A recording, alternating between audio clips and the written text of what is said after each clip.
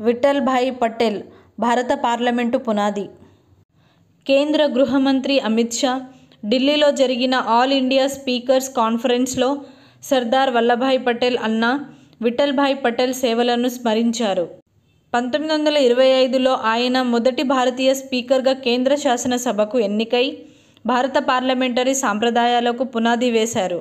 విఠల్భాయ్ పటేల్ సభా గౌరవం, స్వతంత్రతను కాపాడుతూ వైస్రాయ్ ముందు కూడా సభాధ్యక్షుడే అత్యున్నత అధికారి అని నిలబెట్టారు. శాసనసభ భద్రత స్పీకర్ ఆధీనంలోనే ఉండాలని ఆయన పట్టుబడ్డారు. 1929లో భగత్ సింగ్ బాంబు ఘటన తర్వాత కూడా ప్రభుత్వ జోక్యాన్ని నిరాకరించి సభా స్వతంత్రతను కాపాడారు. ఈ సందర్భంగా ప్రత్యేక పోస్టల్ స్టాంప్ విడుదల చేసి శాసనసభ 100 ఏళ్ల ప్రయాణాన్ని ప్రతిబింబించే ప్రదర్శనను అమిత్ షా ప్రారంభించారు. విఠల్భాయ్ పటేల్ కృషి వలన భారత ప్రజాస్వామ్య శాసన వ్యవస్థకు బలమైన పునాది ఏర్పడింది.